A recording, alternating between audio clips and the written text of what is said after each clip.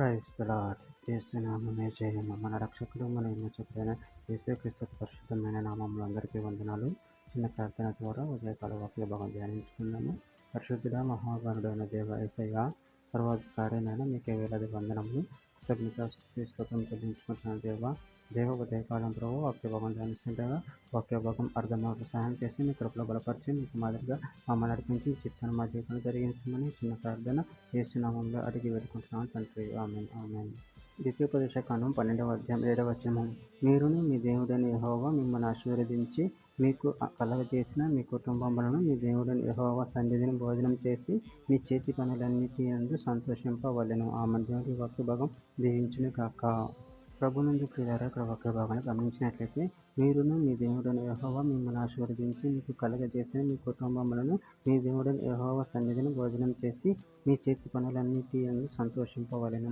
అదేవిధంగా వాక్య భాగంలో గమనించినట్లయితే, కీర్తనల గ్రంథం 16:11 వచనంలో, జీవ మార్గము నాకు తెలియజేసేదు, నీ సన్నిధిని సంపూర్ణ సంతోషం కలుగు, నీ కుడి చేతుల నిత్యము సుఖములు కలుగు.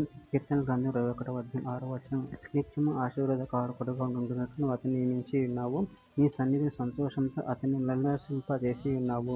మత్తయి సువార్త 18:20 వచనం, ఏలియానికి 2-3 నా నామమున ఎక్కడ కూడి ఉందిరో అక్కడ నేను వారి మధ్యన ఉందునని చెప్పినాను. కీర్తనల గ్రంథం 128:3 వచనం, నీ లోగిట నీ భార్య ఫలించు ద్రాక్ష వలె నుండును, నీ భోజన పండ్ల చుట్టూ నీ పిల్లలు ఒలీవ మొక్క వలె నుందురు.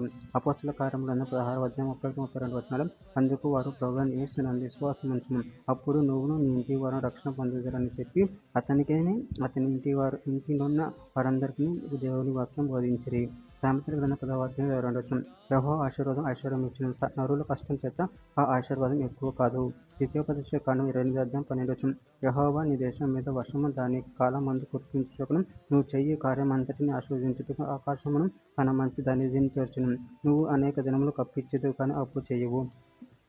తెస్సలోనికీయులకు రాసిన మొదటి పత్రిక 5:12 వచనం, ప్రతి విషయమునందును కృతజ్ఞతాస్తుతులు చెల్లించుడి, ఇలాగ చేయుట యేసుక్రీస్తునందు మీ విషయములలో దేవుని చిత్తము. చివరిగా ఒక మాట, ఫిలిప్పీయులకు రాసిన పత్రిక 4:6 వచనం, దేనిని గురించి చింతపడకుడు గాని ప్రతి విషయంలోనూ ప్రార్థన విజ్ఞాపనముల చేత కృతజ్ఞతాపూర్వకంగా మీ విన్నపములు దేవునికి తెలియచేయుడి. ఆమేన్. దేవుడి వాక్య భాగం దీవించిన కాక చిన్న ప్రార్థన చేసుకుంటాము. పరిశుద్ధుడ ప్రేమ గల దేవ యేసయ్య, మీరు ఇచ్చిన ఒక్కదాన్ని బట్టి మీకు వేలాది వందనం తెలియజేస్తున్నా తండ్రి.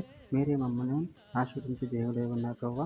నాయన మా కష్టం చేత ప్రభువా ఆశీర్వాదం ఎక్కువ కాదంటే మీ ఆశీర్వాదం ఐశ్వర్యం ఇచ్చిన తండ్రి. అందరిని బట్టి మీకు వేలాది వందనం తెలియజేసుకుంటూ ఈ చిన్న ప్రార్థన యేసు నామములో అడిగి వేడుకుంటున్నాను తండ్రి. ఆమేన్ ఆమేన్ ఆమేన్.